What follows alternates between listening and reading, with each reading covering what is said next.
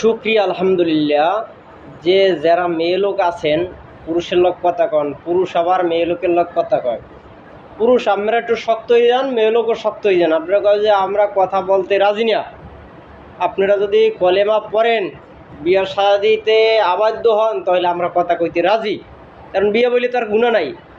আর পুরুষটাই কইবেন যে না আমরা আর কথা কইতে রাজি না, এই আমোদ ফুর্তি করার সুযোগ নাই এখন আর। যদি আপনারা বিয়ে বসেন তাহলে কথা বলতে রাজি আছি, আর বিয়ে না বসলে কথা বলতে রাজি নেই। কারণ আপনিও গুনার কাজ করেন না, আর একজনও গুনার কাজে লাগাই দিয়েন না। পুরুষ আর মহিলারা আপনারা নিজেও গুনার কাজ করেন না, আর একজনও গুনার কাজে লাগাই দিয়েন না। এই রকমের স্বামী থাকতে একটা পুরুষের সাথে কথা বলতে বলতে কে পরকীয়া আসক্ত হয়ে যায়। কিতে হয়? পরকীয়ায় আসক্ত হয়ে যায়। এই রকমের পুরুষটার বউ থাকালেও একটা মেয়ে লোকের লগে কথা কইতে কইতে কে পরকীয়া আসক্ত হয়ে যায়। পরে কি এই যে ভালোবাসায় জড়াইয়ে ধরে, কিন্তু কি ওদিকে মাইয়ে কান্দে, পোলা কান্দে, এদিকে স্বামী কান্দে, এদিকে আবার কি বেডি কান্দে, বেডির মাইয়ে পোলা কান্দে, আবার কি সবাই কান্নাকাটি বাঁধে। এই জন্য কি আপনারা পরকীয়ায় কেউ জড়াবেন না। যদি স্বামীরে ভালো না লাগে তাহলে স্বামীর ডিভোর্স দিয়া, তালাক দিয়া 3 মাস 10 দিন পরে আর একজনের সাথে যাইতে পারেন, আইন আছে।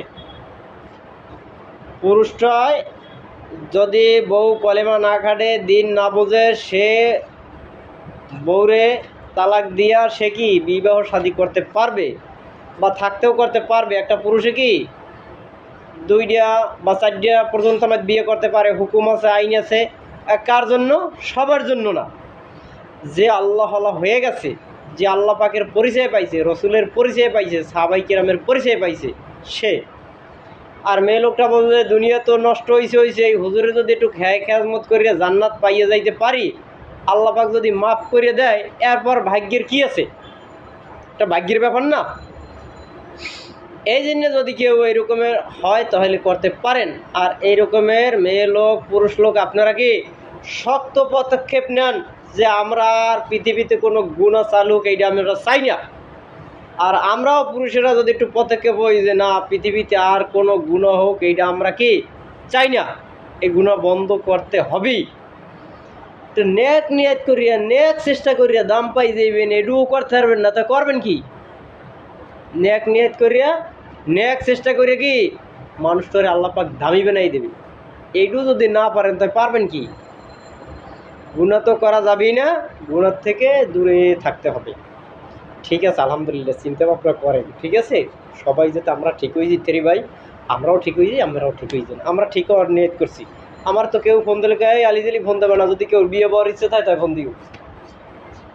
ভাও কথা কই আমি জাহান্নামটা বড় হতে রাজি না ভাই।